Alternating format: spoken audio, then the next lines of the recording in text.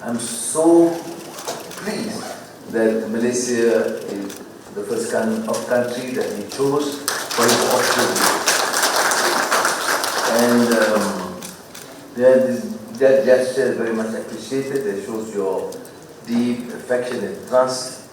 And we are fortunate because we have known the father and mother, and I told him about my first experience in one session when I was still a youth leader, meeting the father in Muchak camp, and of course the late mother quite a number of times in bilateral meetings as I was then the Deputy Prime Minister. And more than that, I mean,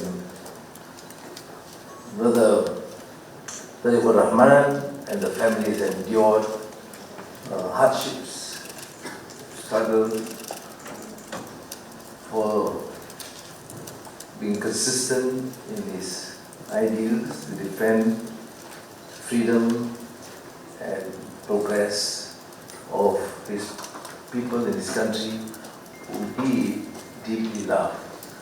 And we have shared limited experiences together, and I look forward to very much in terms of this personal relations and also to benefit both our great countries. Our diplomatic relations was one of the earliest to recognize Bangladesh, and similarly after the initial turmoil, I use the term Bangladesh term Songram and Viplop, continuous. There was elections, and we were among the first to call and congratulate him personally. Even at that time, I said I look forward to his visit.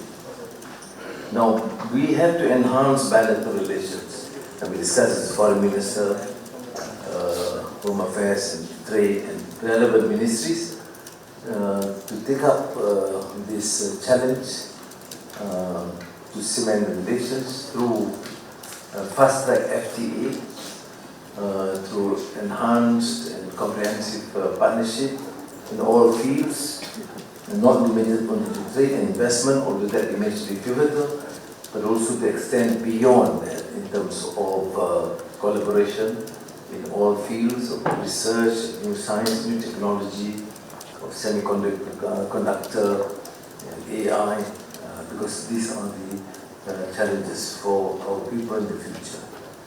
The exchange of notes extend beyond cultural cooperation, counter-terrorism research, and of course, the key is investment promotion and facilitation. Trade has been lukewarm.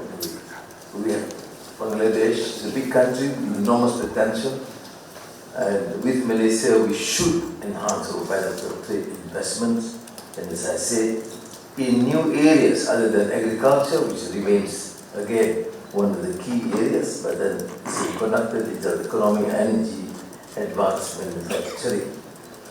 Now, human resource cooperation, particularly with workers, has been firstly critical for our economic survival, but at the same time has invited lots of scandals and concern, particularly humanitarian issues, treatment, and also the challenge to make sure that it is more transparent and just.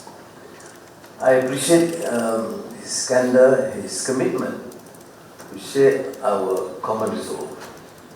Yes, we need the workers.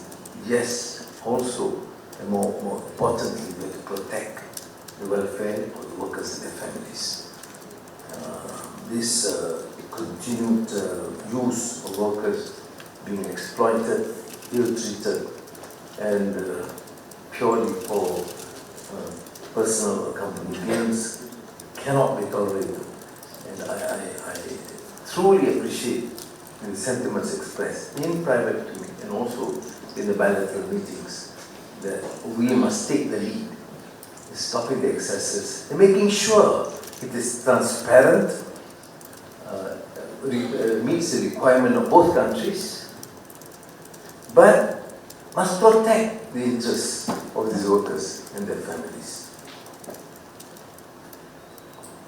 We have arranged our meetings with relevant authorities on other related issues like Petronas and Petrobangla, on the LNG, halal industry, collaboration in education, culture and tourism, and of course through our common effort to try and work with influence to resolve the predicament of refugees, Rohingya in Bangladesh, also here, and to engage through the good offices of the Foreign Minister, through ASEAN mechanisms, to engage with the Myanmar authorities to resolve part of the issue.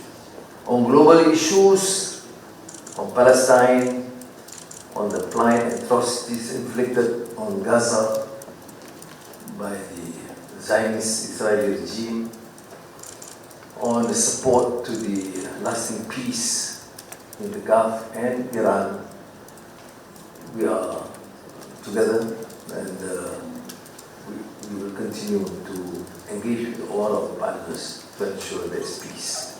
Thank you again, Brother Anwar Rahman, for being our guest and because you're part of the large family, and you've been very kind and supportive, and I look forward to this strengthening of these family bonds and brotherly relations between us. Thank you. Thank you, Honorable Prime Minister.